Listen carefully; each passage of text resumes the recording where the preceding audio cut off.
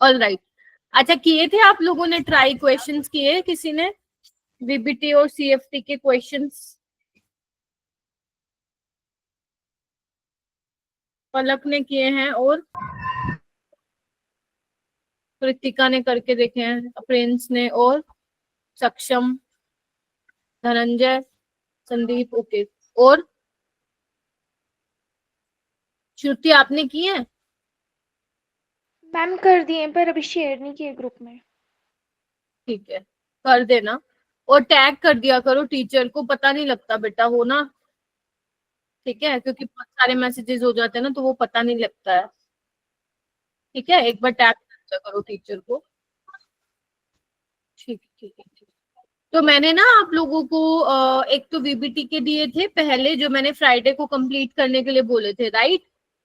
उसके बाद मैंने क्रिस्टल फील्ड थ्योरी के बोले हैं आप लोगों को करने के लिए, जो शायद मैंने कब तक बोले थे, टारगेट कब बोला था मैंने, मंडे को बोला था, ट्यूसडे, मंडे। हाँ मंडे को बोला था।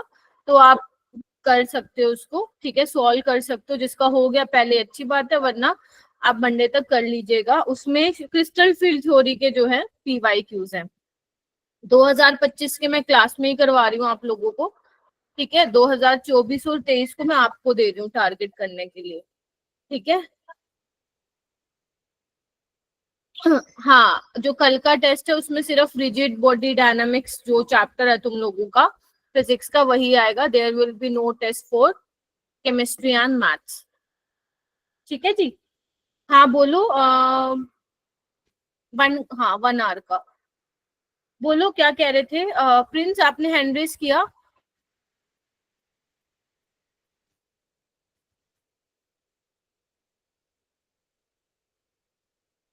ठीक है, अच्छा, okay, all right, all right, ठीक है। स्टार्ट करते हैं फिर। क्रिस्टल फील्ड थ्योरी से, मतलब क्रिस्टल फील्ड थ्योरी हमने स्टार्ट कर दी थी मैंने आप लोगों को। अरे आओ आओ, क्या बातें चल रही है यहाँ पे, स्टार्ट हो गई। सीएफटी हमने स्टार्ट किया था, है ना। सीएफटी के बारे में हमने पढ़ा था कि सीएफटी की क्या एजम्पशन थी। उसके बाद मैंने क्रिस्टल फील्ड थ्योरी तुम लोगों को ऑक्टाहेड्रल कॉम्प्लेक्सेस में पढ़ाई थी। ऑक्टाहेड्रल कॉम्प्लेक्सेस में क्या पढ़ाया था, क्या पढ़ाया था ऑक्टाहेड्रल कॉम्प्लेक्सेस में, भाई बताना एक बार। रिकॉल का नहीं छोड़ा क्या आज मैंने? खैर कोई नहीं, यही बता देते हो। क्या पढ़ाया था मैंने, डी की जो 5 ऑर्बिटल होती है लिगेंड की प्रेजेंस में क्या होती है, उनकी डिजेनरेसी ब्रेक होती है, स्प्लिटिंग होती है T2G और EG लेवल में, है ना।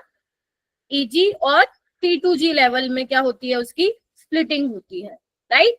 फिर आप इनमें क्या करते हो, इलेक्ट्रॉन्स फिल करते हो, स्ट्रॉन्ग फील्ड लिगेंड पेयरिंग करवा देते हैं, लो स्पिन कॉम्प्लेक्स बनता है ना। वीक फील्ड लिगेंड पेयरिंग नहीं करवाते हैं, उसमें हाई स्पिन कॉम्प्लेक्स आप लोगों के बनते हैं, ऑल राइट। तो इसमें हमने देखा था, हमने CFSC निकाली थी, याद करो, हमने D1 से लेकर D10 के केस में CFSC निकाली थी, और हमने इसमें पेयरिंग एनर्जी भी निकाली थी। पेयरिंग एनर्जी वाला किसी ने मुझसे सवाल पूछा था शायद, किसी डाउट सोल्विंग, पता नहीं कहाँ पूछा था, बट किसी ने तो पूछा था। बेटा जब आप पेयरिंग एनर्जी की बात करते हो ना, पेयरिंग एनर्जी हम सिर्फ कहाँ पे यूज करते हैं, हम लो स्पिन कॉम्प्लेक्स में यूज करते हैं, मतलब जहां पे स्ट्रॉन्ग फील्ड लिगेंड होगा। Getting my point. Week field ligand के केस में हम पेयरिंग एनर्जी की बात नहीं करते, ठीक है। तो ये सब हमने डिस्कस किया था। मैम आज क्या कराओगे आप? ऑक्टाहेड्रल में कर लिया था हमने, कुछ क्वेश्चंस अपने रह गए थे वो करवाऊंगी।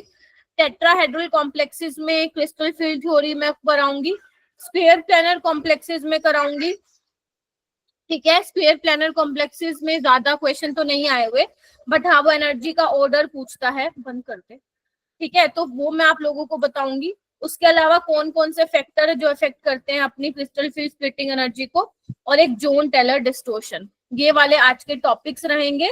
कलर में आप लोगों को कलर इन कोऑर्डिनेशन कॉम्प्लेक्सेस, वो थोड़ा बड़ा टॉपिक है, तो वो मैं नेक्स्ट क्लास में लूंगी। आज हम सारी स्प्लिटिंग और उसके जो भी फैक्टर है वो हम यहाँ पे कवर करेंगे, ठीक है जी, ठीक है। आज इतने कम बच्चे क्यों आए हैं, ज्वाइन नहीं हो रहा क्या क्लास किसी का? सुमित आपको थोड़ा एक्टिव रहना है, लास्ट क्लास में भी तुम गायब हो गए थे बीच में। चलिए, ये वाला क्वेश्चन करना एक बार, ये रह गया था ना, पता नहीं किसने ट्राई किया है किसने नहीं किया। अभी ट्राई करो जिसने नहीं किया था, मैं देख लेती हूँ किसका क्लास नहीं ज्वाइन हो रहा।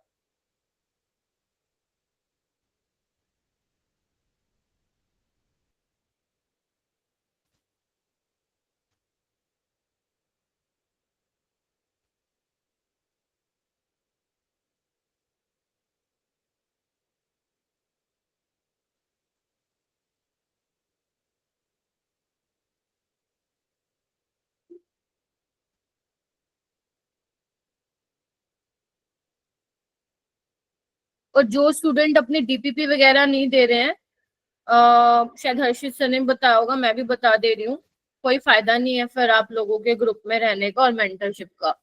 तो मैं मेंटरशिप भी बंद कर दूंगी। जो लाइक मेरे स्टूडेंट्स अगर नहीं आ रही है आप लोगों की डीपीपी, या तो आप रीजन बताइए क्यों नहीं आ रही है, वरना फिर आई वोंट कंडक्ट मेंटरशिप। ये मैं आप लोगों को थोड़ा इन्फॉर्म करना चाहती थी आप लोगों को।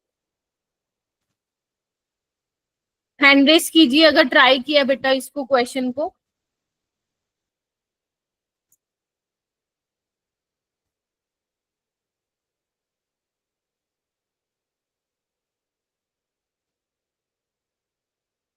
आदर्श और प्रिंस ने किया है क्या बस?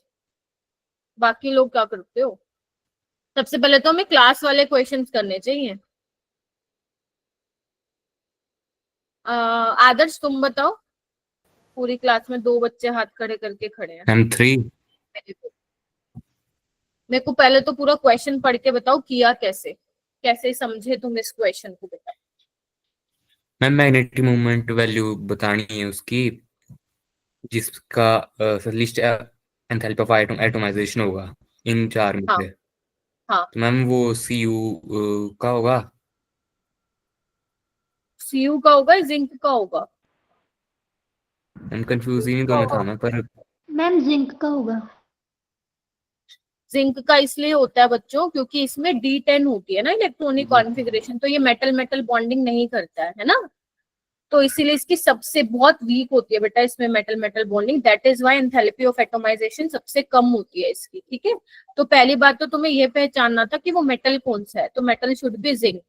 अब वो कह रहे हैं Mn+, यानी कि तुम्हें मेटल तो पता चल गया बट N नहीं पता, तो उन्होंने बोला N क्या होगा, N किसके बराबर है, नंबर ऑफ डायमैग्नेटिक कॉम्प्लेक्सेस। बेटा क्वेश्चन तो ऐसे ही आएंगे, नहीं हो रहे तो देखो क्यों नहीं हो रहे। N is equal to the number of diamagnetic complex, यानी कि अब तुम्हारे लिए काम इसने ये बढ़ा दिया कि इसमें से डायमैग्नेटिक कॉम्प्लेक्स हमें बताने हैं कितने हैं। तो अगर मैं इसकी बात करूं तो ये तो पैरामैग्नेटिक होगा। अगर आपको निकाल के देखना आप निकाल के देख सकते हो, मुझे पता है तो मैं बता रही हूँ डायरेक्ट।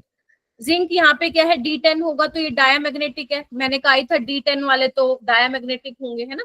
उसके बाद यहाँ पे Mn+3 में है तो यहाँ पे भी पैरामैग्नेटिक होता है, 2 अनपेयर्ड इलेक्ट्रॉन होते हैं, ठीक है। और यहाँ पे ट्राइफिनाइल फोस्फीन क्या होता है, न्यूट्रल लिगेंड होता है, तो कॉपर यहाँ पे +1 में है यानी कि D10 में है, तो sp3 हाइब्रिडाइजेशन डायमैग्नेटिक होगा। तो कितने डाया है मेरा बेटा, 1 2, 2 डाया है, यानी कि जिंक 2+ होगा, ये पूछा इस। अब उसने भी क्या पूछा, इसका मैग्नेटिक मूवमेंट बताओ, तो यहाँ पे 3D10 होता है, 0 अनपेयर्ड इलेक्ट्रॉन है, तो मैग्नेटिक मूवमेंट कितना आ जाएगा, 0। समझे। Yes ma'am. थोड़ा सा ना देखो 2024 और 25 के तुम क्वेश्चन देखोगे ना, थोड़ा सा वो ट्राई कर रहा है क्वेश्चन थोड़े से अच्छे बनाने का। अच्छे का मतलब ये नहीं है कि वो डिफिकल्ट बना रहा है, अच्छे का मतलब ये है कि वो मल्टी कॉन्सेप्ट्स को यूज कर रहा है। वो तुमसे एंथैल्पी ऑफ एटोमाइजेशन भी जानना चाहता है, यानी कि अगर तुमने डी ब्लॉक छोड़ दिया तो ये क्वेश्चन वैसे ही चला गया, है ना। आपसे वो ये भी पूछ रहा है क्या तुम्हें ये पता लगाने आता है कि डायमैग्नेटिक कौन सा होगा, पैरामैग्नेटिक कौन सा होगा, गेटिंग माय पॉइंट। तो वो एक क्वेश्चन में मल्टी कॉन्सेप्ट को मिला के दे रहा है, तो इसको हम बोलते हैं ठीक, क्वेश्चन थोड़े से अच्छे बन रहे हैं कोऑर्डिनेशन कंपाउंड से, तो इसीलिए थोड़ा चैप्टर इंपॉर्टेंट है, तो आप लोगों को क्वेश्चन आने चाहिए इस टाइप के करने, अप्रोच कैसे करना है आपको सीखना है, ठीक है। चलिए आइए ये वाला करो।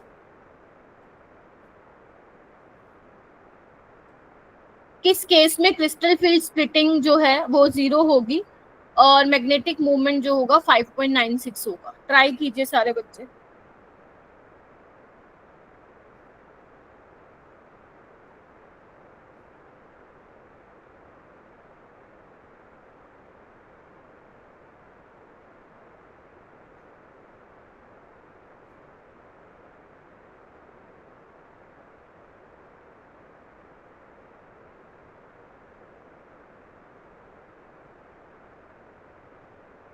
सुमित आप बताओगे इसका आंसर, ठीक है?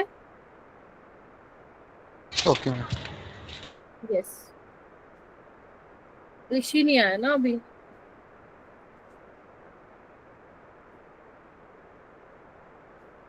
जिसका हो रहा है प्लीज रेज योर हैंड बेटा, जिसका होता जा रहा है हैंड रेज करते जाओ।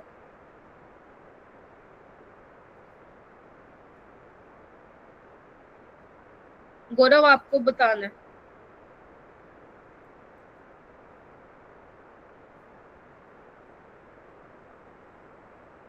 हाँ सुमित क्या आएगा? मैम एक मिनट।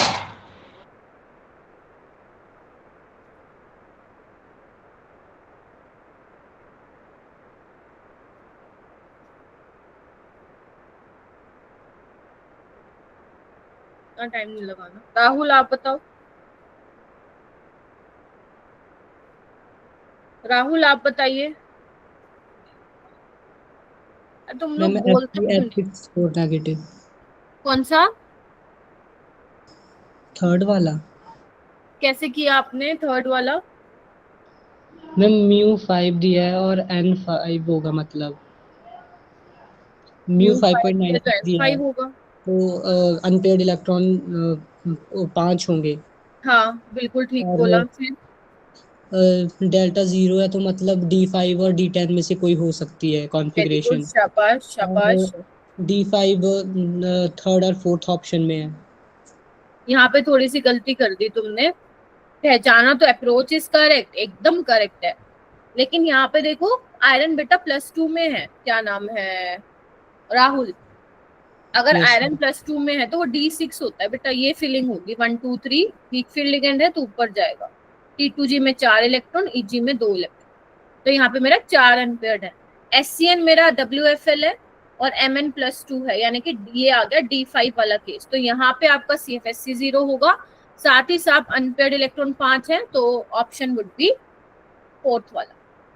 ठीक है, वैसे Yes. ठीक थी राहुल, थोड़ा सा इलेक्ट्रॉनिक कॉन्फ़िगरेशन देख लेने, ठीक है। मैम मैंने 4 नेगेटिव को 3 नेगेटिव लिख लिया था। हाँ तभी मैं कह रही हूँ वो गलती करी है तुमने देखने में, तो ये मत करना, ठीक है।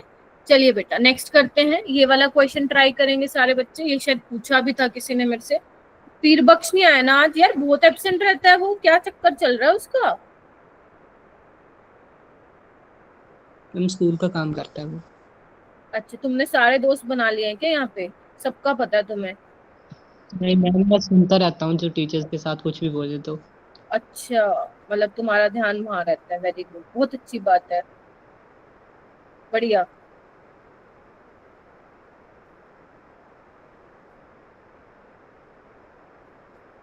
अपने ऊपर फोकस करो ना राहुल, तुम्हें भी नहीं पता तुम कहाँ जाओगे आगे, पता है तुम्हें ये बात?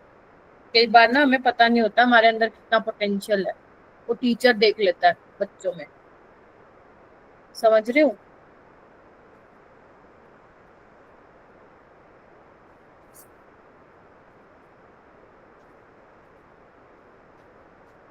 करो इसको।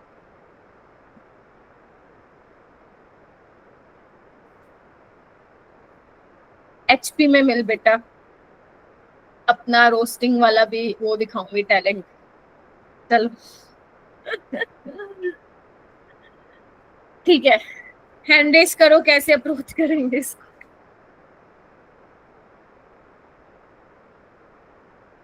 हाँ ठीक है, वीडियो बना के फिर तुम लोगों को भेज। सुनिधि आप बताओ कैसे अप्रोच करूं? मैम अभी तक वैसे मैंने कंप्लीट किया नहीं है, लेकिन हम लोग इसे कर सकते हैं, मतलब ट्रांजिशन मेटल पहले फाइंड कर सकते हैं, हाँ जी बेटा। क्योंकि M has highest standard electron potential, इस वजह से फिर हम आइडेंटिफाई कर सकते हैं। हाँ ठीक है, यहाँ पे अगर तुमने नोटिस किया है सिमरन, सिमरन हो गया ये वाला? यस मैम, कर रही थी बस। मेटल कौन सा है जिसका हाईएस्ट इलेक्ट्रोड पोटेंशियल है 3+ से 2+ में जाने का? Ma'am CO। वेरी गुड, तुम लोगों को याद है ये डी ब्लॉक से है बेसिकली, सुना होगा तुम लोगों ने। मैंने तुम लोगों को लिखवाया था कि Mn+3 और CO+3 स्ट्रॉन्ग ऑक्सीडाइजिंग एजेंट है ना? मतलब जो दूसरों को ऑक्सीडाइज करेंगे खुद को रिड्यूस करेंगे, लेकिन उसमें से भी कौन जीत गया था हमारा, कोबाल्ट +3। तो यानी कि मेटल अपना कोबाल्ट है और ये वाला कॉम्प्लेक्स तो अपन ने क्लास में भी देखा था।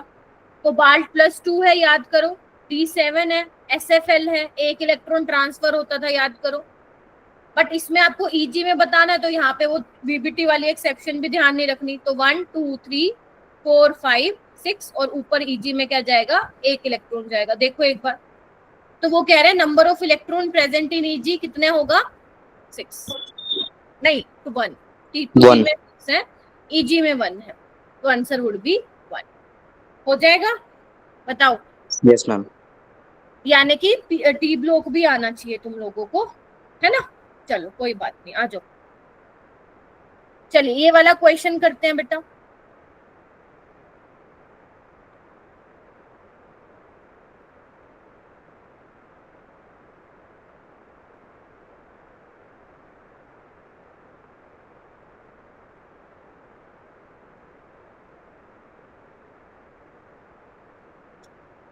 थोड़ा सा ध्यान से देखना क्या बोल रहा है वो।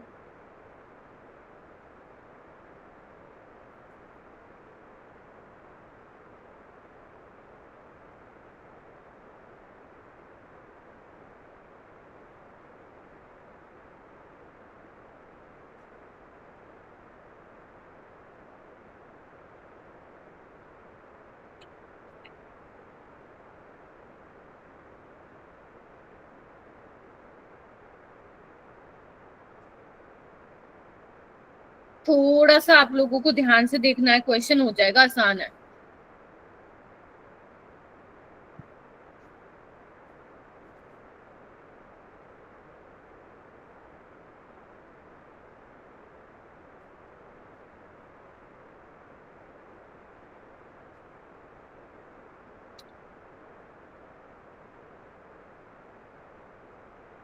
सबसे पहले तो ना तुम लोग ये पहचानो इन चारों में से सबसे स्टेबल कॉम्प्लेक्स कौन सा होगा। स्टेबल पहचाना है तुम लोगों ने। वैसे तो ये एप्लीकेशन है CFT की, आगे भी मैं पढ़ाऊंगी, बट यहाँ पे एक बार ट्राई करो अगर तुम्हें कुछ समझ में आ रहा है, क्योंकि हर जगह मैं देख रही हूँ कि आयरन +3 में है, देख रहे हो, ऑक्सीडेशन स्टेट सेम है, सेंट्रल मेटल आयन सेम है, सिर्फ लिगेंड का फर्क है ना, लिगेंड का फर्क है। और किसी का पता लगा है तो बताओ, वरना मैं बताती हूँ। मैम पहला वाला ही है, FeNH3 वाला।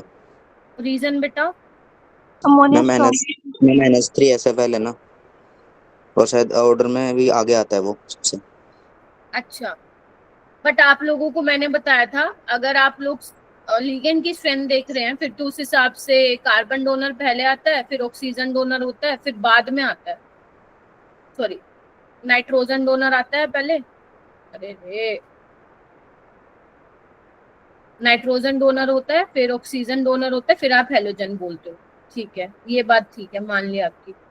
बट इससे होगा क्या, स्ट्रॉन्ग फील्ड लिगेंड है तो मैम FeCl6 होगा मैम, स्टेबल। स्टेबल होगा। रीजन क्या सोचा? मैम जब उसको मतलब फिल करते हैं इलेक्ट्रॉन को तो मैम मतलब वो हाफ फिल हो जाता है मैम। हाँ, नहीं ये वाली नहीं देखोगे इसमें। तुम्हें याद है एक मैंने पढ़ाया था तुम्हें, किलेशन याद है?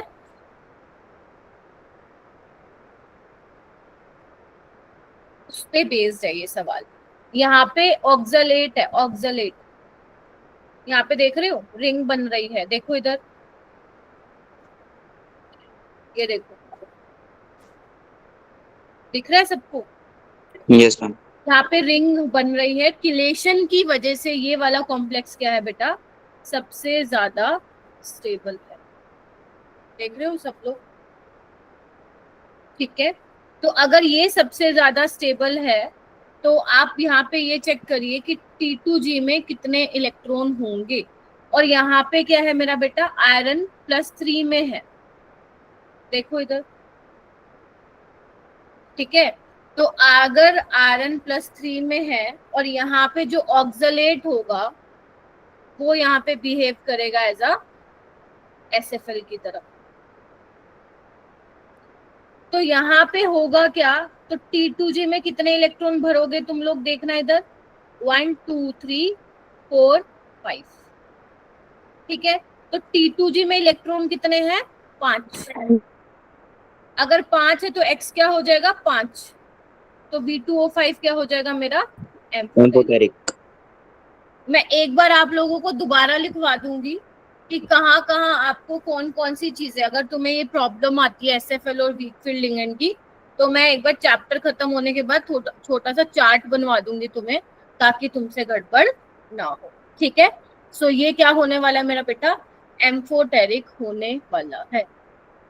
ठीक है, बोलो। Yes ma'am. चलिए आगे चलते हैं।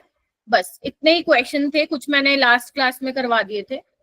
अब आगे चलते हैं, हेडिंग डालेंगे सारे बच्चे, CFT इन टेट्राहेड्रल कॉम्प्लेक्स। इसमें भी पहले आप सुनेंगे, फिर आप इसको नोट डाउन करेंगे। तुषार है क्लास में? तुषार, संदीप, मनीषा, अंजलि, श्रुति, रिया, समृतिका। ठीक है, चलिए बहुत बढ़िया। अब स्टार्ट करते हैं हम CFT इन टेट्राहेड्रल कॉम्प्लेक्सेस। आओ भाई, सारे देखोगे, लिखोगे कुछ नहीं, पहले देखोगे। क्या टेट्राहेड्रल का कुछ ऐसा ही शेप होता है?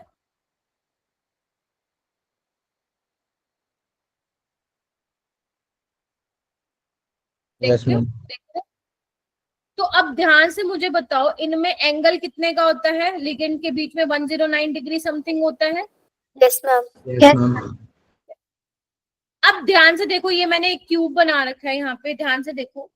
ये आपका मेटल है और 4 लिगेंड को इस तरीके से यहाँ पे अरेंज किया हुआ है, सबको दिख रहा है यहाँ पे।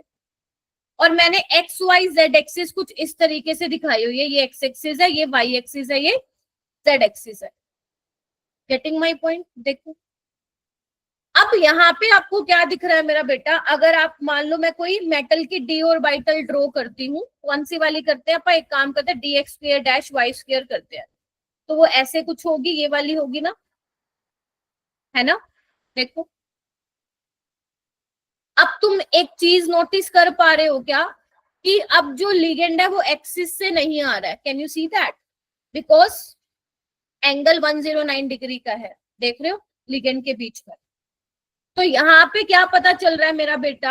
आप 5 में से कोई भी d ऑर्बिटल ले लो, कोई भी, आपको दिखाई देगा कि लिगेंड जो है एक्सिस, बेसिकली जो लिगेंड है वो एक्सिस से अप्रोच नहीं कर रहा है। Can you see that? ठीक है, यानी कि क्या मैं ये बोल सकती हूँ क्या कि जो तुम्हारी 5 d ऑर्बिटल है, कौन कौन सी? dxy, dxz और dyz, ये, और 2 ये वाली dx square dash y square और dz स्क्वायर।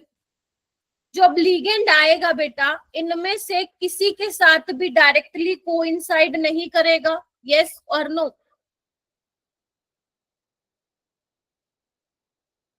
देखो समझ पा रहे हो मेरी बात? ठीक है, तो यहाँ पे मैंने मेटल की d ऑर्बिटल बना रही हूँ, लिगेंड ये रहा और ये रहा, ये कुछ एंगल होता है। वैसे एंगल आपको याद नहीं करना, मैं बता देती हूँ। अगर इसके केस में देखोगे, जो EG वाली है, इसमें एंगल होता है लगभग 54 के आसपास होता है। ठीक है, याद नहीं करना है, सिर्फ समझाने के लिए बोल रही हूँ।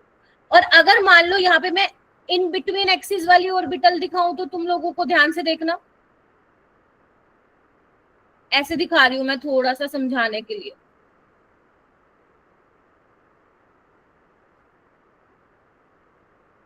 तो ये एंगल बनेगा कुछ, ये होता है अराउंड 35 के आसपास। तो तुम देखो, अगर मान लो मैं बात कर रही हूँ 5 d ऑर्बिटल की, पहली चीज तो ये समझो, लिगेंड जो है डायरेक्टली किसी भी d ऑर्बिटल को डायरेक्टली कोइंसाइड नहीं कर रहा है, पहली चीज। बट अगर मुझे ये बोलना हो कि जो T2G और EG वाले हैं, उनमें से सबसे ज्यादा रिपल्शन कौन फेस कर रहा है, तो जो इन बिटवीन एक्सिस है, ये वाले, ये बना रहे 35 डिग्री का एंगल। अगर मैं बताऊं लिगेंड के साथ ये बना रहे 54, तो रिपल्शन कौन ज्यादा फेस करेंगे मैम? ऊपर वाले 3। यस और नो? ऊपर वाले 3 ज्यादा रिपल्शन फेस करेंगे एज कंपेयर टू नीचे वाले, यानी कि dx square dash y square dz square. अगर T2G वाले, मतलब यहाँ पे पहली बात है G भी यूज नहीं करते, मैं अभी आती हूँ उस पे, जो T2 वाले हैं वो ज्यादा रिपल्शन फेस करेंगे, तो इसका मतलब उनकी एनर्जी क्या हो जाएगी? अब ज्यादा हो जाएगी, उल्टा बोल दिया क्या, नहीं ठीक है, T2 वाले की एनर्जी ज्यादा हो जाएगी और E वाले की एनर्जी क्या हो जाएगी, कम हो जाएगी। वहां पे क्या था, ऑक्टाहेड्रल में क्या था, जो आपके dx square dash y square और dz स्क्वायर थे, लिगेंड उनको एक्सिस के बिल्कुल अलोंग द एक्सिस अप्रोच कर रहा था, तभी वो ज्यादा रिपल्शन फेस करते और उनकी एनर्जी क्या हो जाती थी, ज्यादा होती थी, और T2G वालों की कम हो जाती थी। यहाँ पे क्या हो गया, केस उल्टा हो गया है, यहाँ पे केस उल्टा हो गया है। यहाँ पे T2 वाले ऊपर चले जाएंगे और E वाले कहाँ आ जाएंगे मेरा बेटा, नीचे आ जाएंगे। गेटिंग माई पॉइंट, येस और नो। अब यहाँ पे मैं G नहीं लगा रही, ध्यान से सुनो, मैं यहाँ पे G क्यों नहीं लगा रही, G किसको रिप्रेजेंट करता था, G रिप्रेजेंट करता था सेंटर ऑफ सिमेट्री को। G किसको रिप्रेजेंट करता था, सेंटर ऑफ सिमेट्री को रिप्रेजेंट करता था। तो अगर सेंटर ऑफ सिमेट्री को रिप्रेजेंट करता था तो टेट्राहेड्रल में तो मेरी सेंटर ऑफ सिमेट्री है ही नहीं।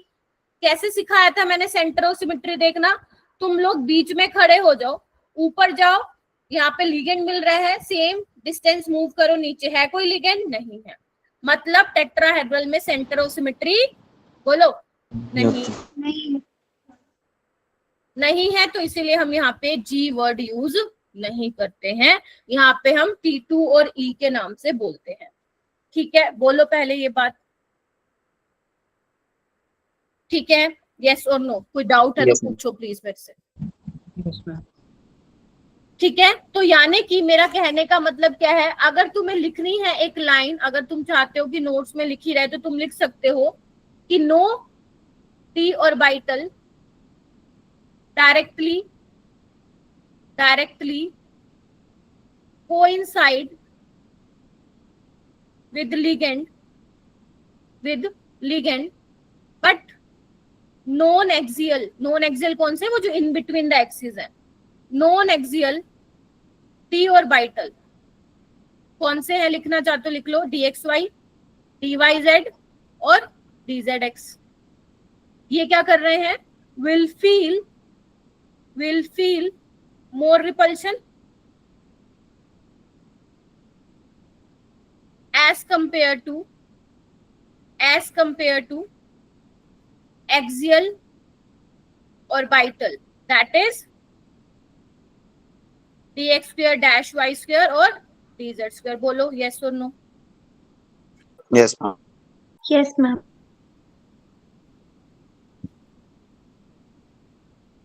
ठीक है, लिख लिया सबने, मुझे कंफर्म कर दीजिए, मुझे कंफर्म कर दो लिख लिया तो। राहुल इतनी देर क्यों लग रही है बेटा? मैम आपने बोला था अभी लिखना नहीं है।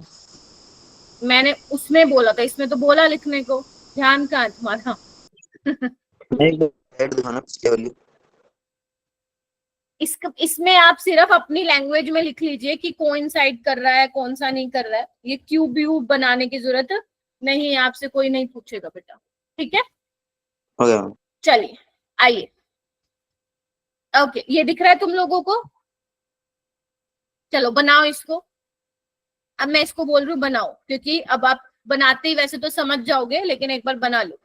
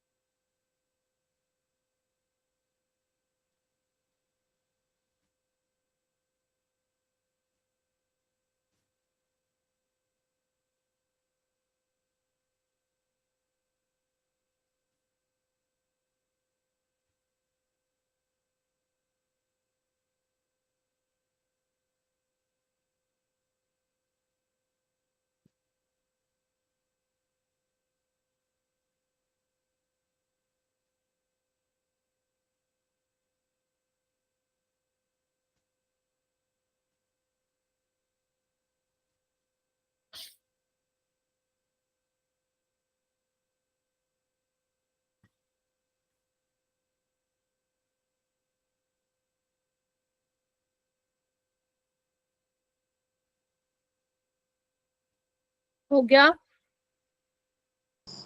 Yes ma'am. देखो अब क्या है यहाँ पे, ये तो अपना वही था ग्राउंड स्टेट एनर्जी, देखो एक बार,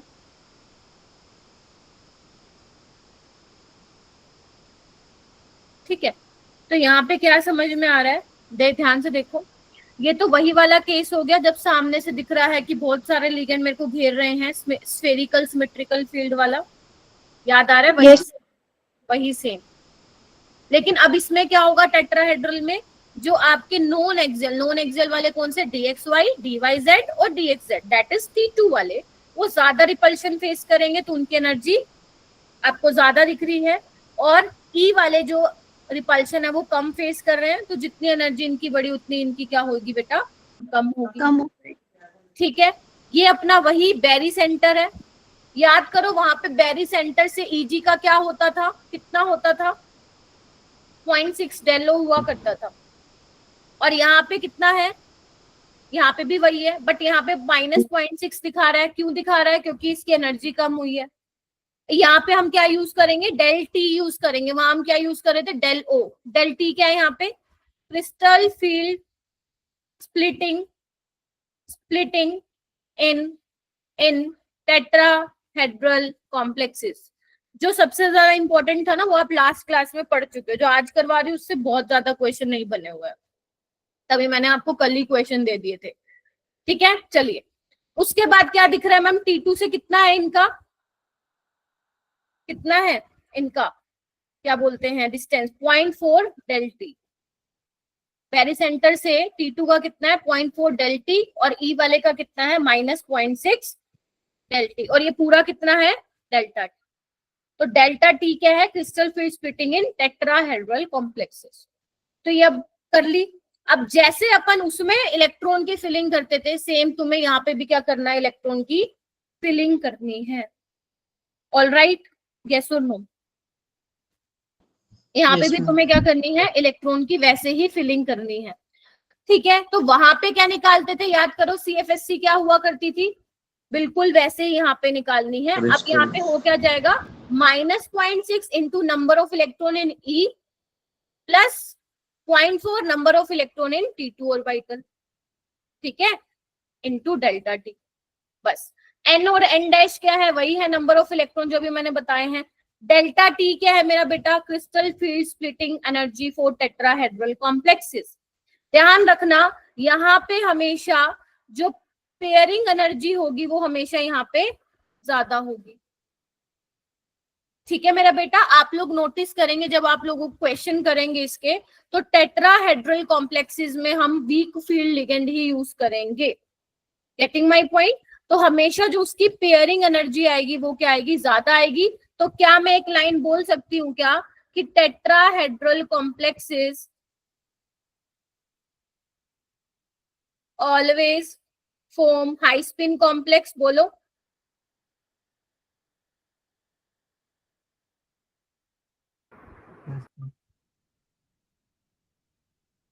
पेयरिंग एनर्जी अगर ज्यादा है तो यहाँ पे पेयरिंग एनर्जी नहीं होगी। ठीक है, बोल सकती हूँ ये चीज, बताइए एक बार मेरे को। आदर्श तुम क्या पूछ रहे थे बेटा?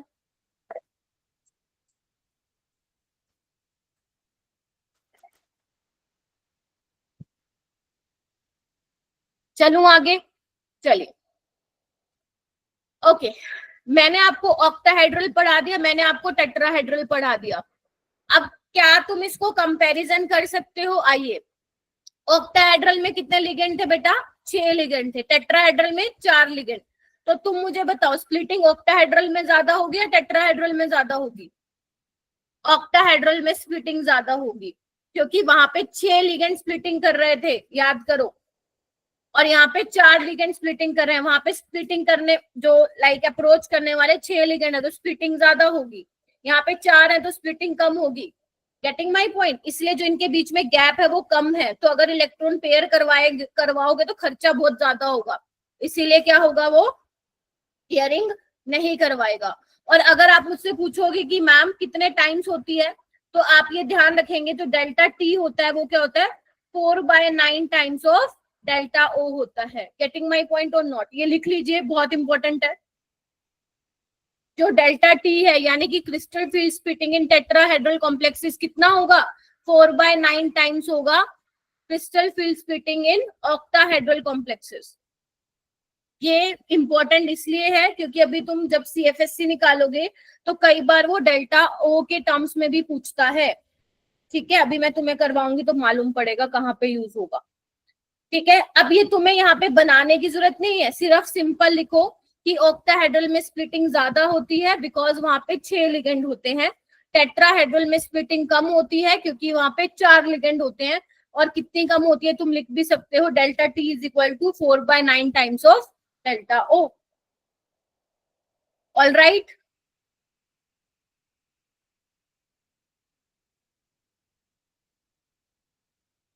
और ध्यान रखना एक बार पेपर में जरूर चेक कर लेना बेटा। क्या चेक कर लेना कि आपको टेट्राहेड्रल वाला कॉम्प्लेक्स दिया है या फिर ऑक्टाहेड्रल वाला। कोऑर्डिनेशन नंबर चेक कर लेना क्योंकि हमारे ज्यादा क्वेश्चन ऑक्टाहेड्रल से आते हैं तो हमें T2G नीचे रहता है याद और EG ऊपर रहता है। लेकिन अगर उसने दे दिया कोऑर्डिनेशन नंबर 4 फिर आप गलत करके आ जाओगे। तो प्लीज चेक कर लेना कि कोऑर्डिनेशन नंबर 4 है तो E और T2 होगा, 6 है तो नीचे T2G होगा, ऊपर EG होगा। ठीक है बात, क्या आगे चलूं मैं? मैम ये समझ नहीं आया। क्या नहीं समझ में आया? मैम ये जो यहाँ पे स्क्रीन पे बनाया हुआ है आपने, यहाँ पे यही दिखा रहा है कि ऑक्टाहेड्रल में स्प्लिटिंग ज्यादा, ये दिख नहीं रहा, गैप ज्यादा दिख रहा होगा तुम्हें, और यहाँ पे कम दिख रहा है, बस यही तो बताया। चलिए देखिए, अभी इसको लिखना मत, मैं समझा देती हूँ, इधर आओ, लिखना मत इसको। एक बात बताओ, अगर किसी की कॉन्फ़िगरेशन D1 है उसको कैसे फिल करूंगी मेरा बेटा? E और T2। ठीक है, इसमें सोचने की बात नहीं है, पेयरिंग मत करवाना, खुद से पेयरिंग नहीं कराना, अपने आप होगी तो होगी। तो यहाँ पे E है और ये कितना है 1, ठीक है, इनटू -0.6 डेल टी, बताइए तो ये कितनी आएगी?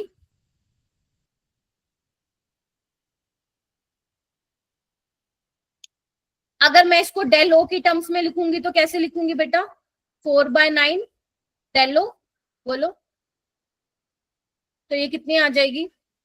-2.4/9 डेल ओ, इतनी ही आ जाएगी। देखो, देख रहे हो सभी बच्चे? तो यहाँ पे इन्होंने डेल ओ की टर्म्स में निकाला गया है। तो डेल जब आप निकालोगे क्रिस्टल, फिर CFSC निकालोगे, तो अगर उसने डेल ओ की टर्म्स में पूछा है तो कुछ नहीं करना तुम्हें, डेल्टा टी को 4/9 टाइम्स ऑफ डेल्टा ओ कर देना, दैट्स इट। ठीक है, देखो D2 में कैसे फिल करोगे? 2 इलेक्ट्रॉन यहाँ आ जाएंगे, चेक करो, मैं इसमें ही बताती हूँ तुम्हें सारे, आओ इधर। D2 में क्या होगा? यही फिलिंग होगी। D3 में क्या होगा? ऊपर जाएगा। D4 में ऊपर जाएगा, D5 में ऊपर जाएगा, यस और नो?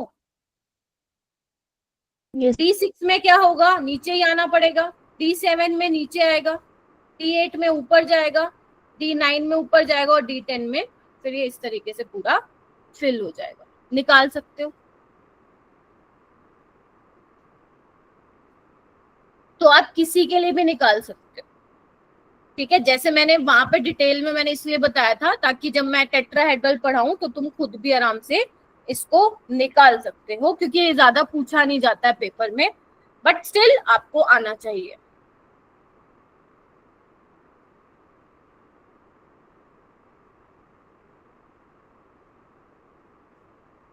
चलूं अंजलि, रिया आगे चलूं?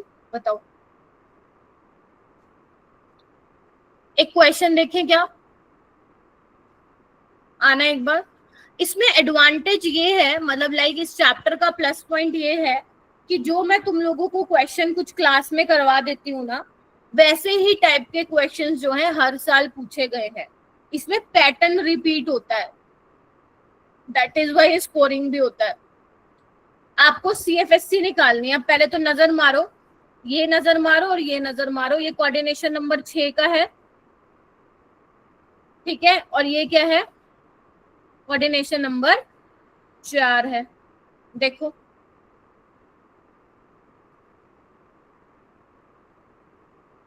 ठीक है, चलिए आइए। तो अगर मेरे पास पहले ये वाला कॉम्प्लेक्स है, ठीक है, वोटर क्या होता है? Week field ligand. तो अगर वीक फील्ड लिगेंड होता है, कैसे पेयरिंग कैसे करोगे? 1 2 3 4 5 6, तो T2G में 4 और EG में 2, तो ये कितना हो जाएगा?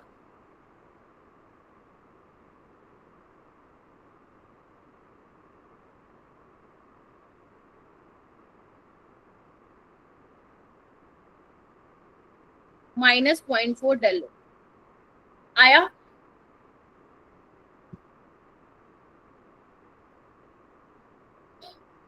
ठीक है, उसके बाद कोऑर्डिनेशन नंबर 4, नीचे क्या होगा? E, ऊपर क्या होगा? T2। तो कैसे करोगे? निकल 2 प्लस कितना होता है बेटा बताओ?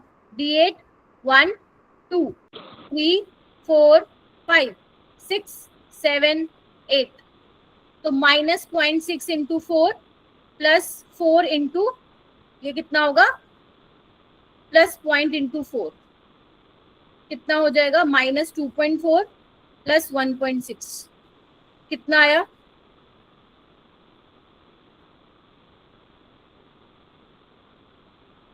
मैंने कैलकुलेशन किया और नहीं कुछ किया, तो ऐसे मत देखोगे क्या ही कर दिया मैडम ने। अगर आपको इलेक्ट्रॉन की फिलिंग करने आती है तो आप लोग ये आराम से सवाल को सॉल्व कर सकते हो जाएगा। बताओ। Yes, ma'am. तो Yes, ma'am. ऑप्शन क्या होगा? Second option. ठीक है, चलिए उसके बाद आज की क्लास का सबसे इंपॉर्टेंट टॉपिक मेरा बेटा, हेडिंग डालेंगे सारे बच्चे और ये साथ साथ लिखते हुए चलेंगे और इसमें एक एक पॉइंट आप लिखोगे जो स्लाइड पे मैंने लिखा हुआ है। Factor affecting the magnitude of splitting energy, मतलब आपको ये देखना है कि कौन कौन से ऐसे फैक्टर हैं जो क्रिस्टल फील्ड स्प्लिटिंग एनर्जी को क्या करेंगे? अफेक्ट करेंगे। ठीक है, लिख लो फटाफट से। इसमें जो सबसे पहला फैक्टर है मेरा बेटा वो है oxidation state of metal ion. Oxidation state of metal ion. मान लो मेरा बेटा यहाँ पे ध्यान से देखोगे, एक तो तुम्हारे पास ये कॉम्प्लेक्स है कोबाल्ट का और एक ये कॉम्प्लेक्स है। ठीक है, आप सबको यहाँ पे क्या दिख रहा है कि मैं मेटल सेम है, ध्यान से सुनना क्योंकि ये सारे कंपैरिजन करने आएंगे।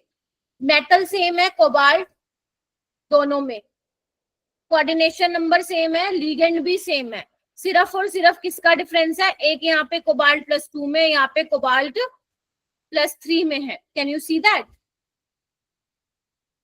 लेकिन अगर तुम देखोगे क्रिस्टल फील्ड स्प्लिटिंग एनर्जी, यहाँ पे इन्होंने पेयरिंग एनर्जी नहीं काउंट की हुई, तो यहाँ पे कितनी दी हुई है मेरा बेटा?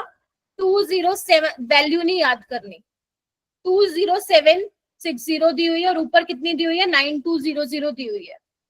ये 20,000 के आसपास है, वो 9,000 के आसपास है, तो मतलब स्प्लिटिंग किसमें ज्यादा हुई है? इसमें ज्यादा हुई है। ऐसा क्यों है मेरा बेटा?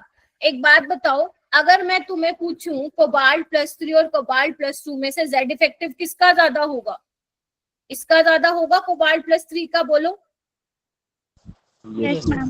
अगर इसका जेड इफेक्टिव ज्यादा होगा तो फोर्स ऑफ अट्रैक्शन ज्यादा होगा, न्यूक्लियस की ज्यादा ताकत होगी इलेक्ट्रॉन को पुल करने के लिए, तो मतलब लिगेंड के इलेक्ट्रॉन जल्दी खींचे हुए आएंगे और जल्दी खींचे हुए आएंगे तो क्या होगा?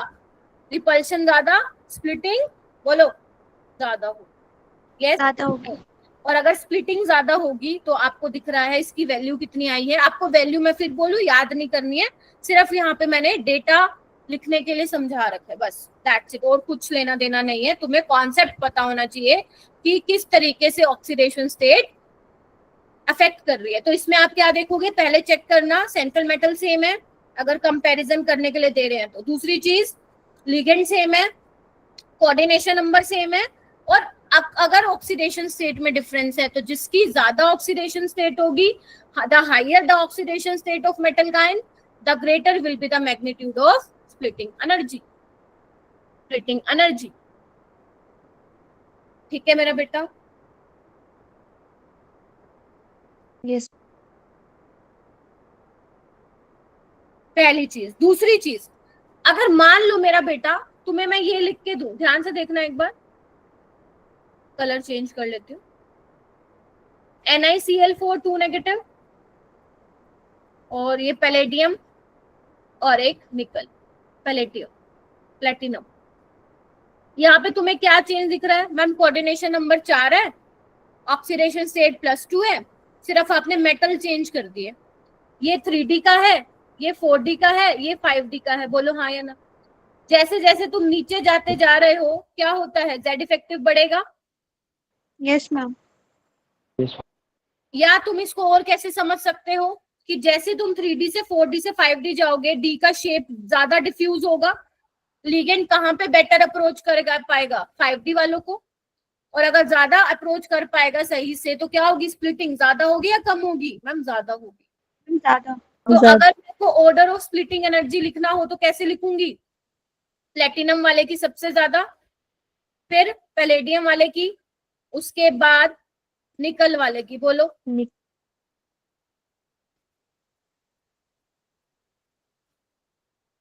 ऐसे ही कोई भी आपको दे दे, मान दो वो दे दे कोबाल्ट, रोडियम और इरिडियम का कॉम्प्लेक्स दे दे और आपसे पूछे तो बस आप देख लेना 5D का कौन सा है। मान लो वो दे दे आपको आयरन का दे दे, रुदेनियम का और ओस्मियम का दे दे, तो सेम यही कॉन्सेप्ट लगाओगे। तो यहाँ पे क्या चीज है, यहाँ पे क्या चीज डिफरेंशिएट कर रही है कि मैम सेंट्रल मेटल आयन जो है वो अलग अलग है, एक 3D का, एक 4D का, एक 5D का, बाकी सब सेम है। तो आपको फिर ये वाले फैक्टर के अकॉर्डिंग क्या करना है मेरा बेटा, आंसर मार्क करके आना है। ऑल राइट, ध्यान से देखेंगे सारे बच्चे, मुश्किल नहीं है, बहुत आसान है, क्वेश्चन बनेंगे आप लोगों से, मुश्किल नहीं है बेटा।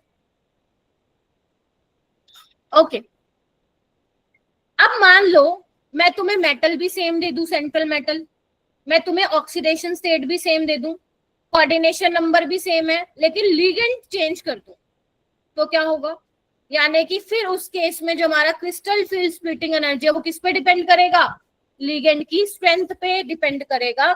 जितना ज्यादा स्ट्रॉन्ग फील्ड लिगेंड होगा उतनी ज्यादा स्प्लिटिंग क्या होगी मेरा बेटा, ज्यादा होगा, बोलो।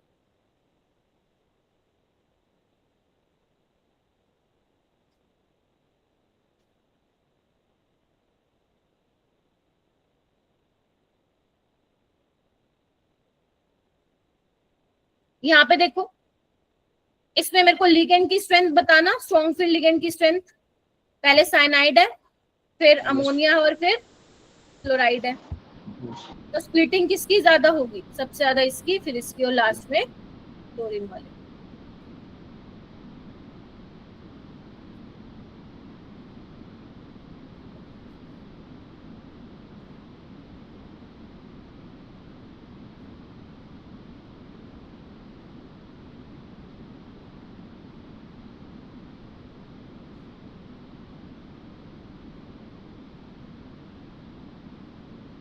चलू,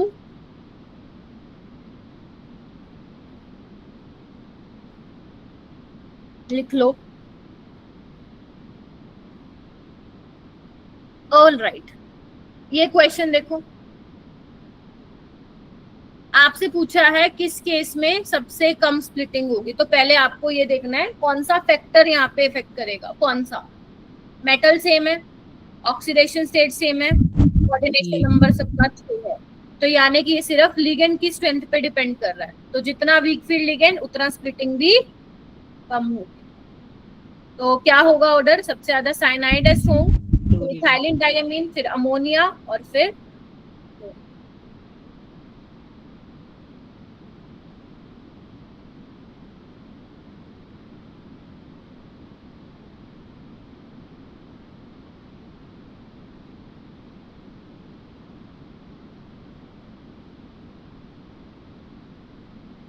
चलो हो जाएगा, yes, A will be the correct one.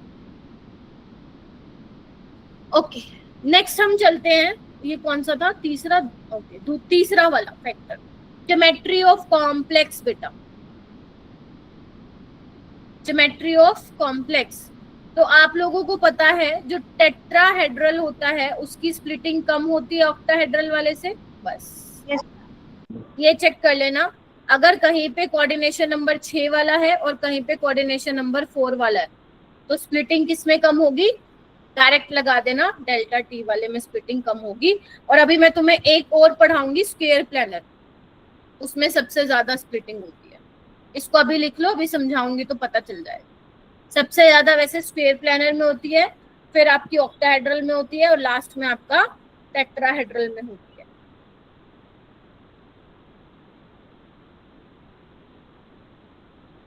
चलिए, उसके बाद है वेवलेंथ ऑफ लाइट एब्जॉर्ब। बताओ भाई, एनर्जी जनरली हम पढ़ते हैं क्या, एटॉमिक स्ट्रक्चर में पढ़ते थे, energy is inversely proportional to wavelength. यहाँ पे भी क्या है, क्रिस्टल फील्ड स्प्लिटिंग भी क्या है, एनर्जी तो है, बोलो। तो यहाँ पे भी डेल्टा क्या होगा, inversely proportional to lambda absorb. यानी कि बोल सकती हूं मैं कि जो स्ट्रॉन्ग फील्ड लिगेंड होंगे, ध्यान से देखो, having low value of lambda absorb as compare to weak field ligand. सोच के बताना, स्ट्रॉन्ग फील्ड लिगेंड की स्प्लिटिंग ज्यादा होगी तो लो वैल्यू ऑफ वेवलेंथ क्या करेंगे, वो एब्जॉर्ब करेंगे। बोलो। यानी कि जो स्प्लिटिंग का ऑर्डर होगा उससे रिवर्स किसका होगा, वेवलेंथ का होगा, वेवलेंथ का होगा। इस पे हम और भी चर्चा करेंगे जब मैं तुम्हें कलर इन कोऑर्डिनेशन कॉम्प्लेक्स बताऊंगी, उस पे और भी डिस्कशन मैं थोड़ी बहुत करूंगी। ठीक है, इसको लिख लो, फिर मैं एक क्वेश्चन करवाऊंगी एंड देन हम स्क्वायर प्लेनर वाली स्प्लिटिंग पे चलेंगे।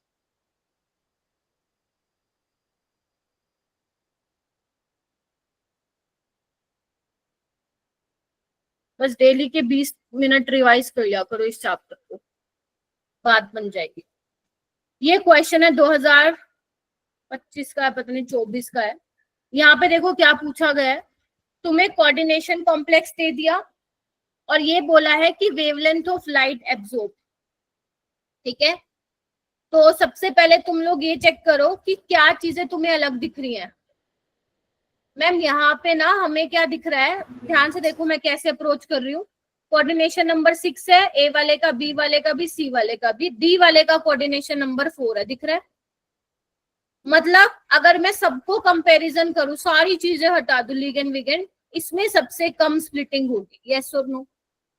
और अगर इसकी स्प्लिटिंग कम होगी तो मतलब इसका वेवलेंथ ज्यादा होगा। सोच के बताओ, तो सबसे ज्यादा कौन सा है, टी का 4th दिख रहा है मेरे को तो। Yes ma'am. सोच के देखो, आरुष, नैतिक, हर्षित, है ना। Yes ma'am. डी ऑप्शन कैसे आएगा बेटा, डी का तो यहाँ पे फर्स्ट है ना, ये तो नहीं हो सकता। उसके बाद हम चेक करते हैं, उसके बाद जो तुम्हें आसान लग रहा हो। मैम साइनाइड ना सबसे स्ट्रॉन्ग फील्ड लिगेंड है, तो सबसे ज्यादा स्प्लिटिंग इसमें होगी और लैम्डा सबसे कम इसमें होगा, तो यानी कि सी का फर्स्ट है। देखना, दिख रहा है। अगर मैं ए वाले को ले लूं और बी वाले को कैसे कंपेयर करोगे, बी वाले में 6 अमोनिया है, ए वाले में 5 अमोनिया और 1 Cl, तो कौन ज्यादा स्ट्रॉन्ग फील्ड लिगेंड की तरह यहाँ पे बिहेव करेगा। यहाँ पे 6 ही है, एक वीक फील्ड लिगेंड बी वाले में ज्यादा होगी एज कंपेयर टू ए वाले में। तो यानी कि इस तरीके से तुम्हें क्या करना है, इसको क्वेश्चन को सॉल्व करना है। समझ रहे हो। तो ऐसे तुम्हें क्या कर देंगे, कोऑर्डिनेशन कॉम्प्लेक्सेस दे देंगे और तुम्हें वहां पे वेवलेंथ का ऑर्डर दे देंगे। तो तुम्हें कुछ नहीं करना, पहले स्प्लिटिंग एनर्जी का ऑर्डर लगाओ, उससे उल्टा कर दो तुम वेवलेंथ का, उससे उल्टा कर दो वेवलेंथ का।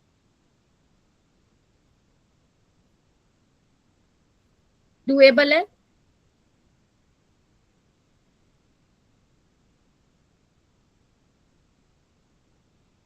चलिए, ये वाला क्वेश्चन ट्राई करो।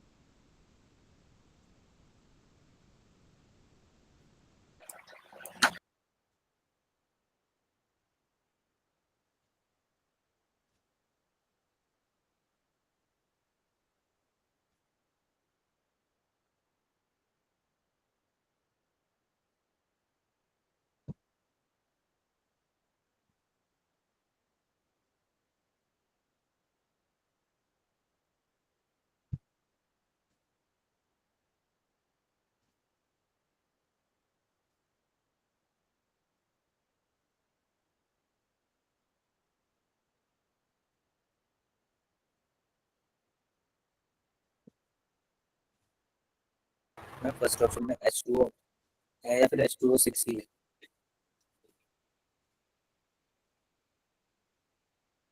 ये है।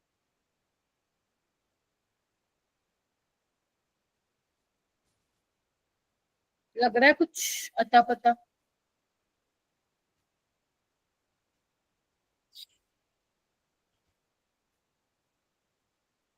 करो करो, ट्राई करो।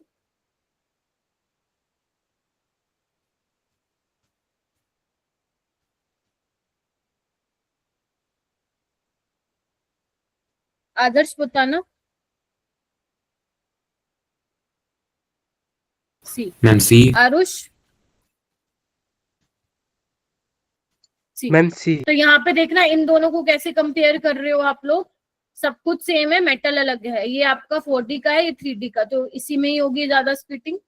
और यहाँ पे आप चार्ज के बेसिस पे यानी कि ऑक्सीडेशन स्टेट के बेसिस पे इसको बताओगे। तो सी ऑप्शन इसका करेक्ट हो जाए।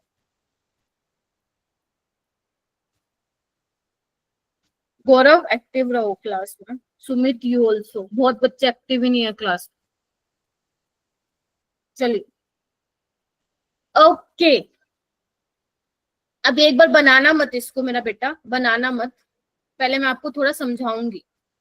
ये सबको दिख रहा है क्या? Yes ma'am.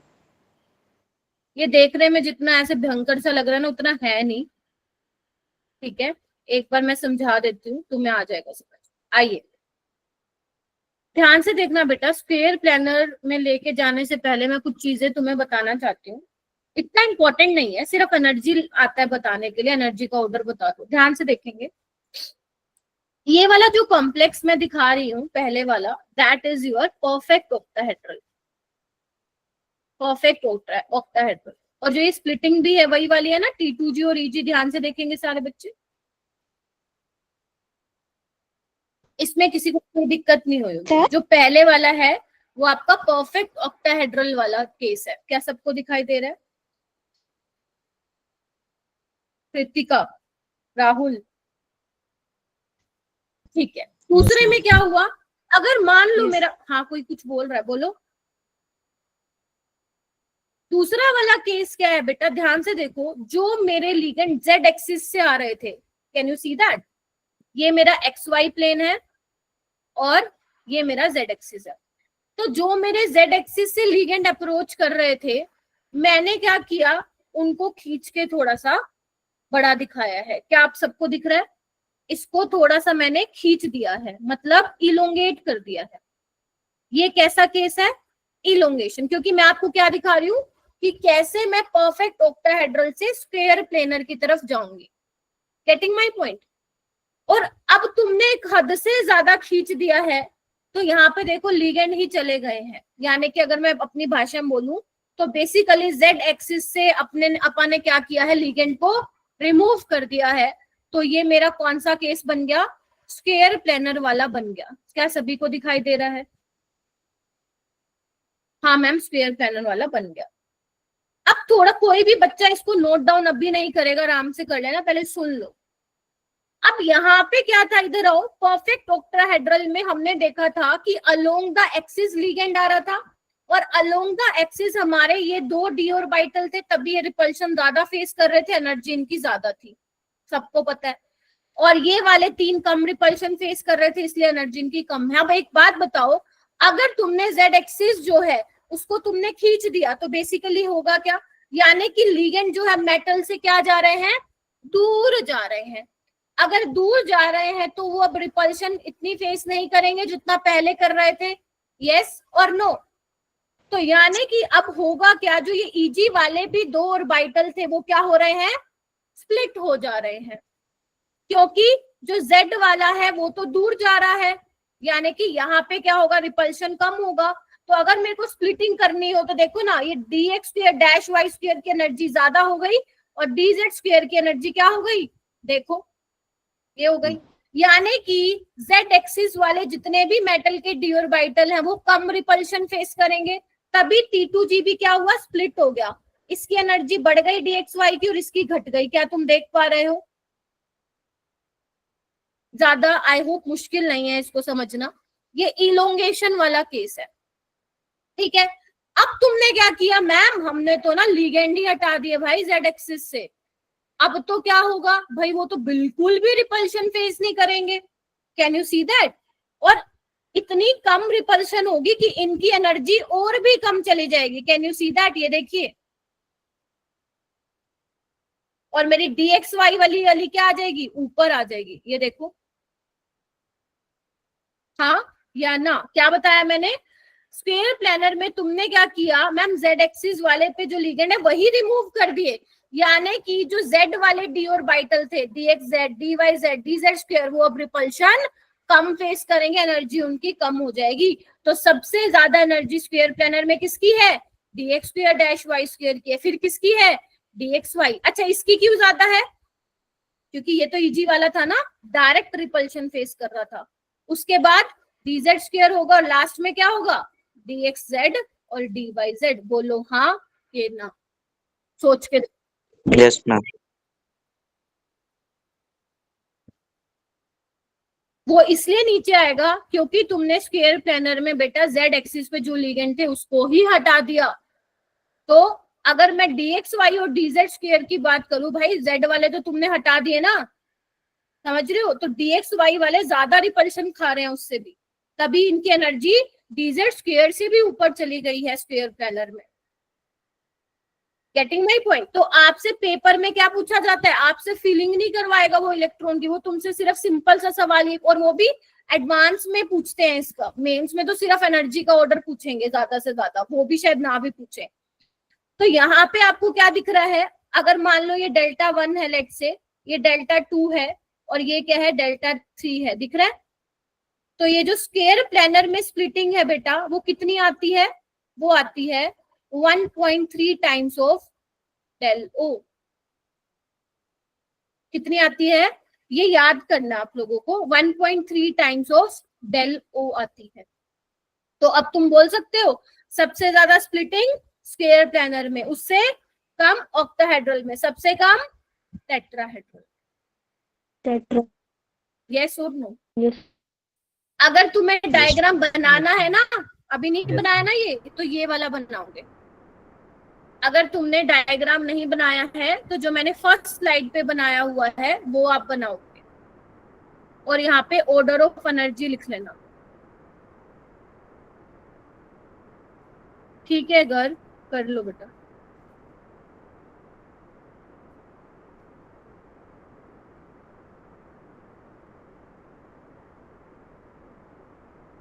और अगर तुम लोग ये चैप्टर भी हाथ से जाने दोगे, फिर इसके बाद तो ऑर्गेनिक चालू हो जाएगी। मैं बार बार रिपीट कर रही हूँ, ऑर्गेनिक आने के बाद तुम्हें वापस से इनकी डीपीपी करने का टाइम नहीं मिलेगा, वो तुम्हें फिर एक्स्ट्रा टाइम निकालना पड़ेगा। ठीक है, तो इनकी साथ साथ करते जाओ, तुम्हें ही फायदा मिलेगा। दिख गई? ठीक है।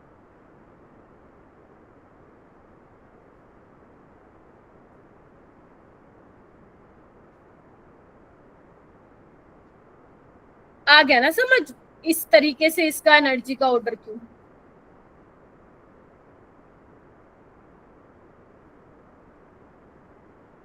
तुम्हें याद है मैंने एक चीज तुम्हें बताई थी कि DsP2 वाले स्क्वायर प्लानर होते हैं, और जो D यूज होती है हाइब्रिडाइजेशन में वो ये होती है, देख रहे हो?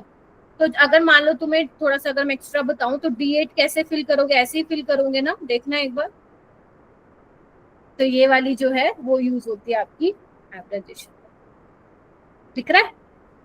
dx square dash y square. हालांकि इलेक्ट्रॉन फिलिंग आती नहीं है करने, बस आपसे एनर्जी का ऑर्डर पूछा जाएगा अगर आया तो, वरना आपका ऑक्टाहेड्रल और टेट्राहेड्रल से ही सवाल आते हैं। बनी बात?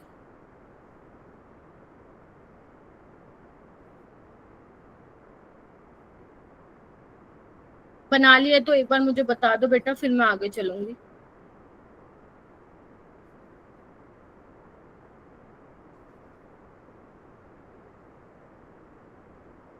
नेक्स्ट टॉपिक है जॉन टेलर।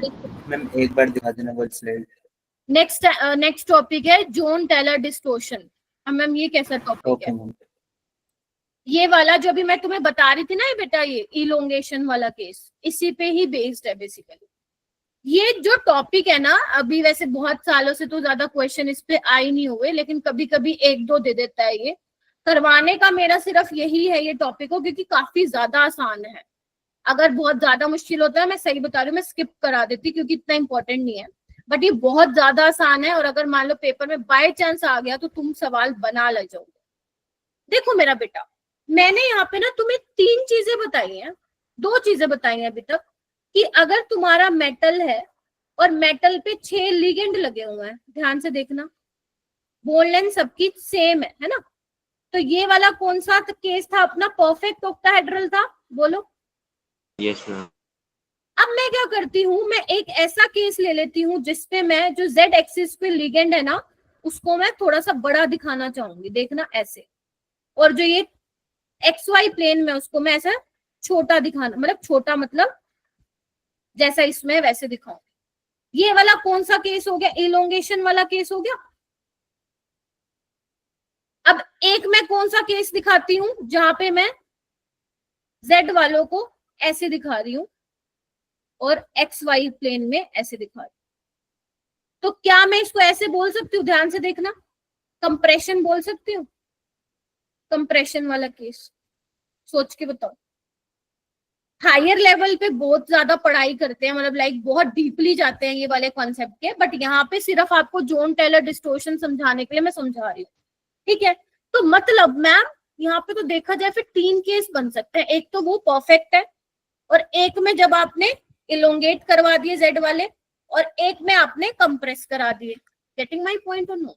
मैम ये कंडीशन आती कब है, आप बोल तो रहे हो, ये कंडीशन आती कब है कॉम्प्लेक्स में, कि कब इलोंगेशन वाली चीज होगी और कब कंप्रेशन वाली होगी।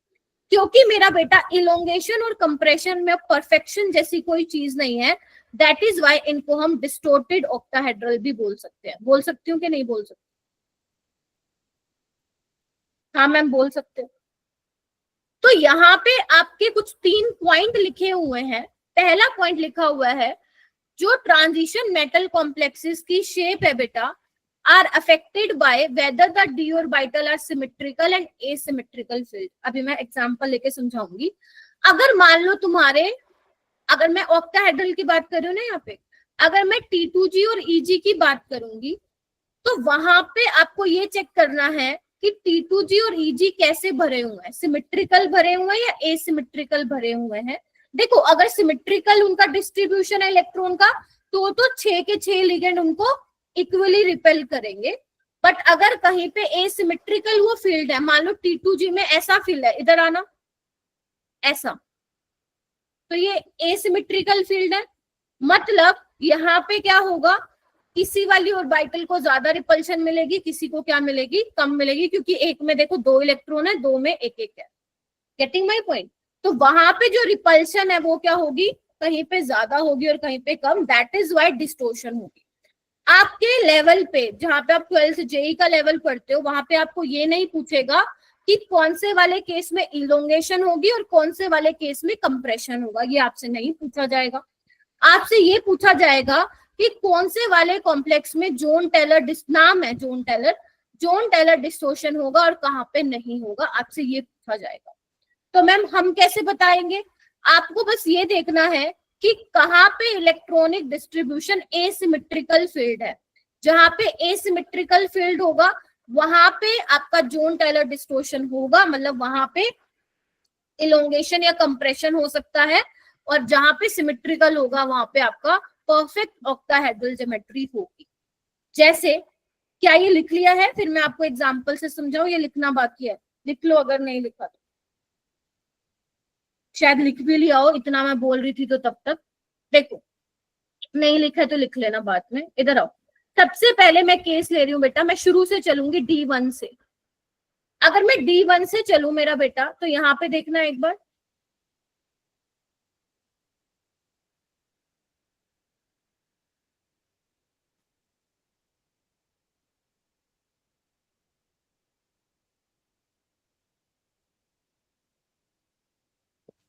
ये दिख रहा है। D1 को आप कैसे फिल करोगे, ऐसे फिल करोगे, ठीक है। आइए एक सेकंड, एक मिनट रुकना। चलिए ओके। अब ये बताओ ये सिमेट्रिकल है या एसिमेट्रिकल है? एसिमेट्रिकल है ना, ये यहाँ पे भी जा सकता है, यहाँ पे भी जा सकता है, तो यहाँ पे JTD होगा। अगर मैं D2 लिखूं तो कैसे लिखूंगी बताना एक बार, बताओ। ऐसे, ये भी एसिमेट्रिकल है,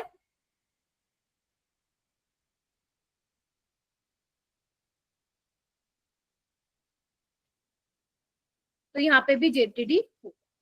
तीसरा केस देखो D3 कैसा होगा, आपको अलग अलग में देखना, T2G में देखना और फिर EG में देखना है। यहाँ पे क्या होगा 1 2 3, ये क्या है सिमेट्रिकल है, होगा JTD? नहीं मैम नहीं होगा, जोन टेलर डिस्टोर्शन यहाँ पे नहीं होगा। दिख रहा है सबको? देखो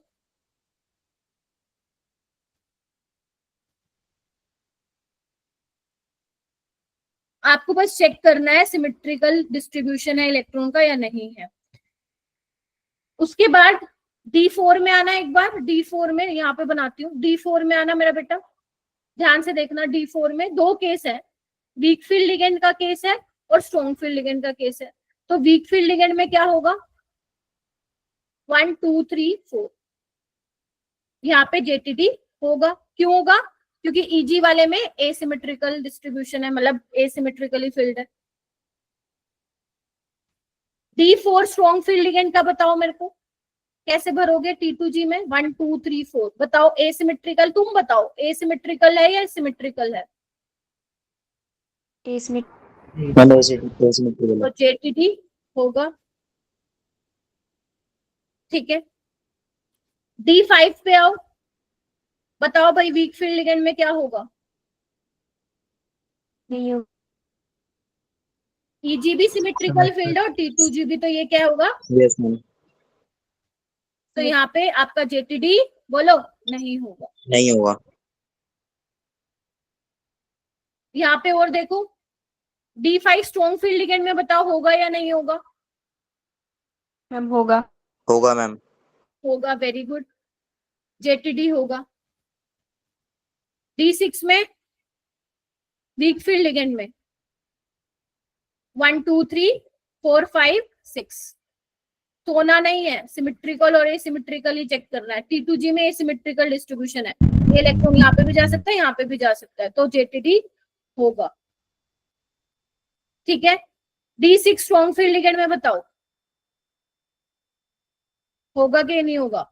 6 इलेक्ट्रॉन T2G में होंगे, सिमेट्रिकल फील्ड है, नहीं होगा, वेरी गुड, नहीं होगा। D7 में चेक करके बताओ वीक फील्ड लिगेंड और स्ट्रॉन्ग फील्ड लिगेंड में, दोनों में होगा, दोनों में एसिमेट्रिकल डिस्ट्रीब्यूशन है। D8 में बताओ होगा? No ma'am. मेरे फेस में है, यहाँ पे कर रही हूँ D8,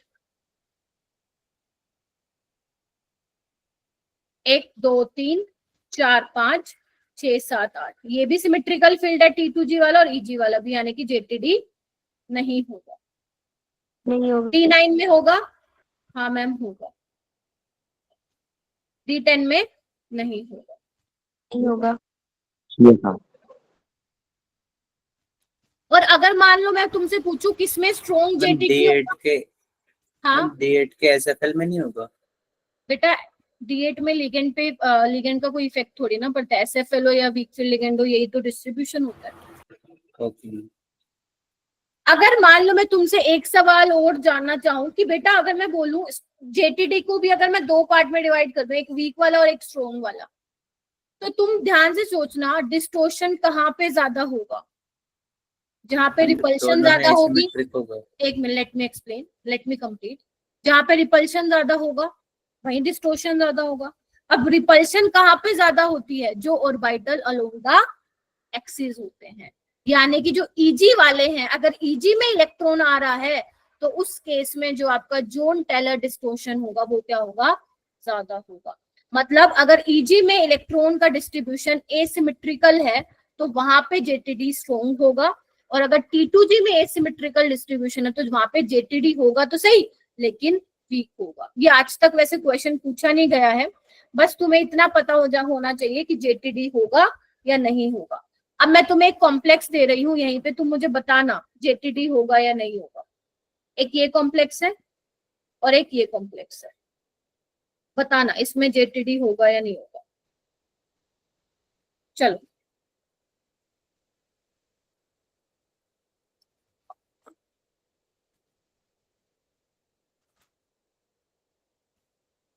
गौरव, तुम क्लास में हो या नहीं हो?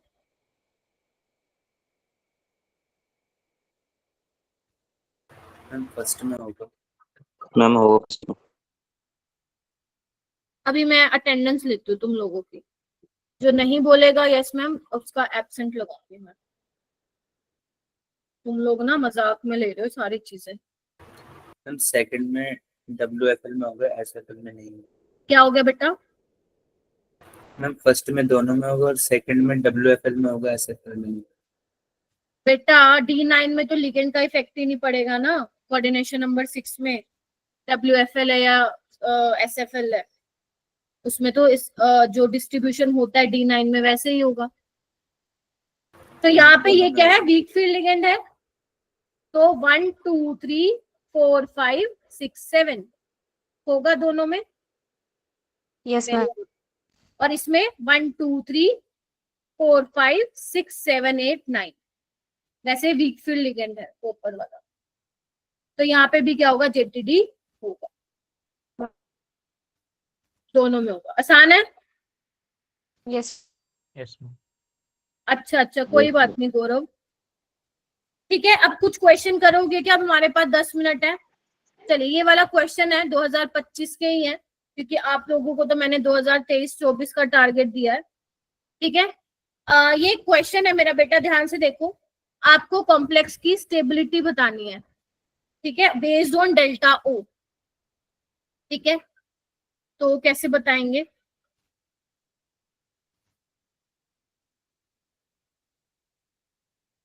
CFSC कैलकुलेट कर लो, क्या कहते हो, है ना?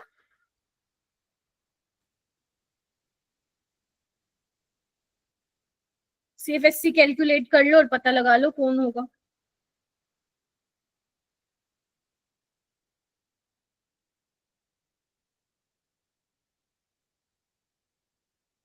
मैम हाँ मैम अगर हम ऑक्सीडेशन स्टेट के हिसाब से और मैम अगर जैसे 3D और 4D के हिसाब से देखेंगे मैम, दोनों में कौन सा डोमिनेंट होगा? क्या बोल गए, समझ नहीं आया मेरे को, हाँ बोलो। मैम जैसे अगर कोई दो कंपाउंड है, उनमें से एक अगर ऑक्सीडेशन के हिसाब से देख रहे हैं तो मैम एक ज्यादा स्टेबल आ रहा है, और मैम अगर 3D 4D 5D के हिसाब से देख रहे हैं दूसरा वाला आ रहा है। कहाँ पे? यहाँ पे इस वाले क्वेश्चन में? नहीं मैम, अगर कोई अदर एग्जांपल है तो मैम नहीं डोमिनेंट कौन आएगा, सा होगा? नहीं आएगा, नहीं आएगा, नहीं आएगा वैसे।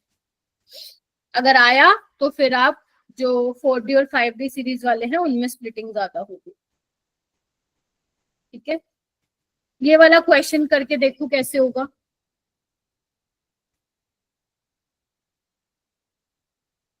निकालो।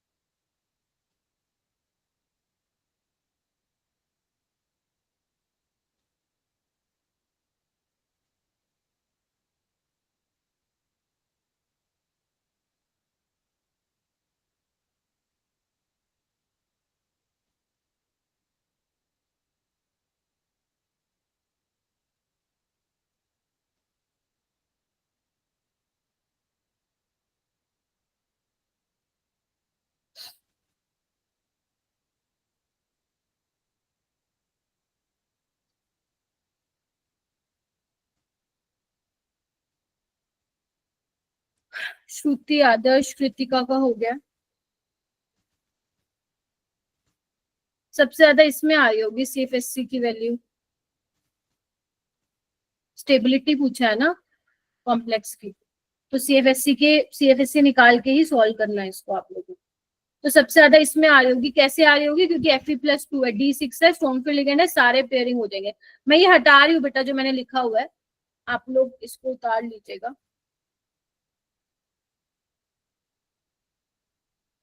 चलिए, तो सबसे ज्यादा थर्ड में आएगी। है क्या ऑप्शन थर्ड वाला? हाँ मैम, एक ही ऑप्शन है। ठीक है, फिर उसके बाद फोर्थ में आप निकालोगे D5 में। ठीक है, फिर आप इसमें निकालोगे, फिर आप इसमें निकालोगे। ठीक है, हो जाएगा। Yes, ma'am. आप लोगों की कितनी कितनी आ रही है बताना एक बार।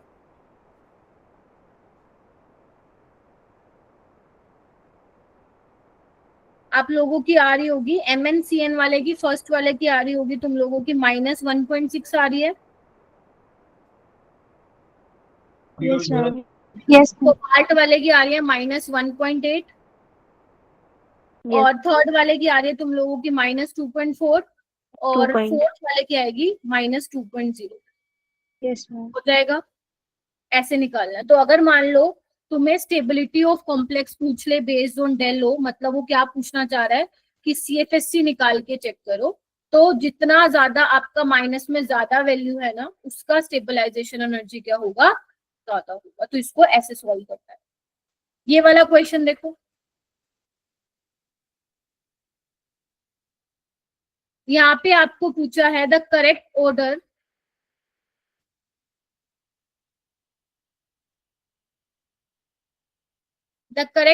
of the following complex in terms of their crystal field stabilization energy.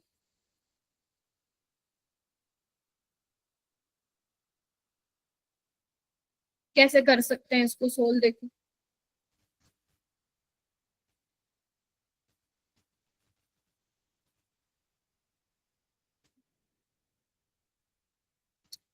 Tetrahedral में तो बेटा सबसे कम आएगी।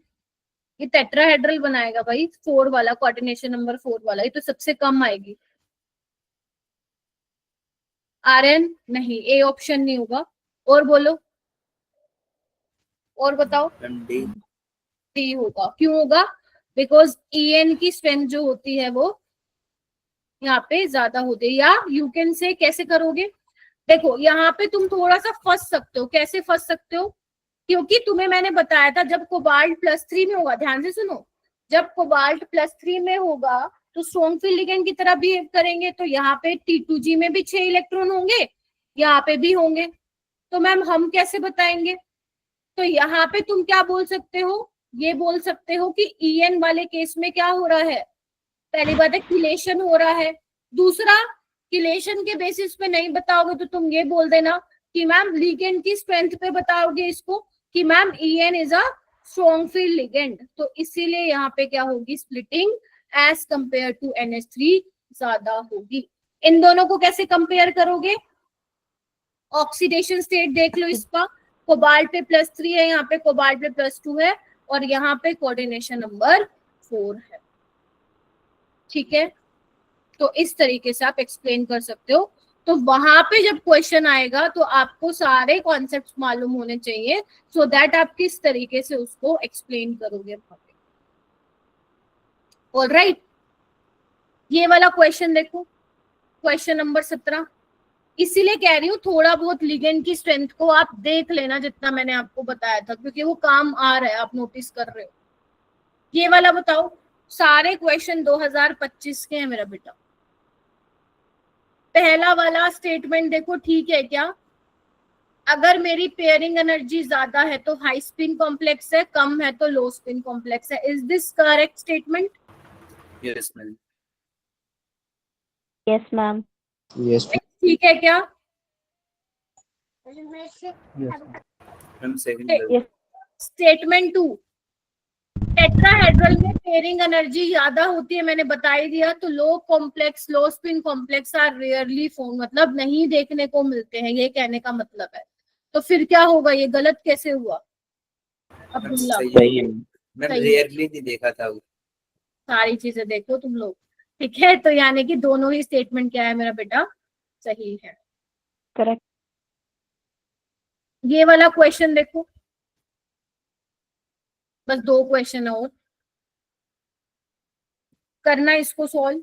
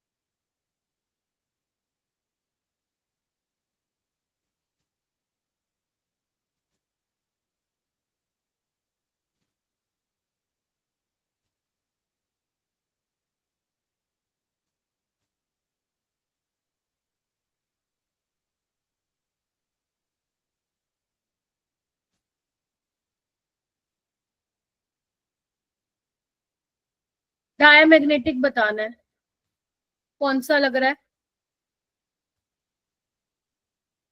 अंजलि आप बताइए बेटा, मैम सी। कौन सा? सुनाई नहीं दिया, बताओ। मैम बी और सी। Very good. बी और सी में क्या है, अनपेयर्ड इलेक्ट्रॉन है ही नहीं, ठीक है। तो यहाँ पे ये डायमैग्नेटिक, ये वाला, हाँ डी ऑप्शन हो जाएगा उसका। ये वाला,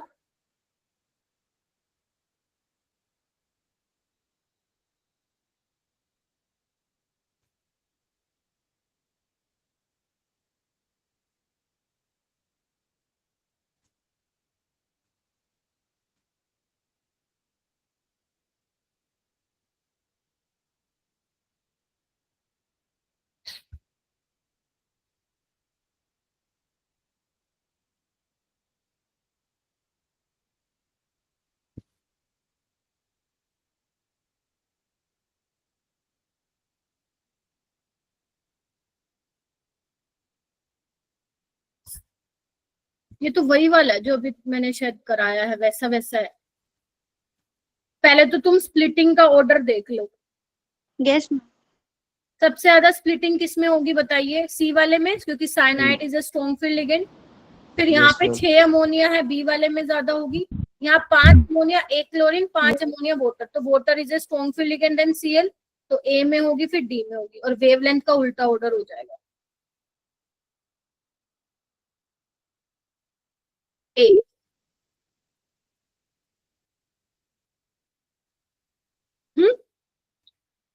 तो this is all about 2025 questions based on crystal field theory, ठीक है। कलर वाले क्वेश्चन तब होंगे जब मैं वो पढ़ा दूंगी, तो नेक्स्ट क्लास में हम कलर वाला करेंगे, 20 to 25 मिनट्स लगेंगे, और फिर मैं आइसोमेरिज्म स्टार्ट कराऊंगी, ठीक है बेटा। अटेंडेंस, अटेंडेंस ले ली मैंने।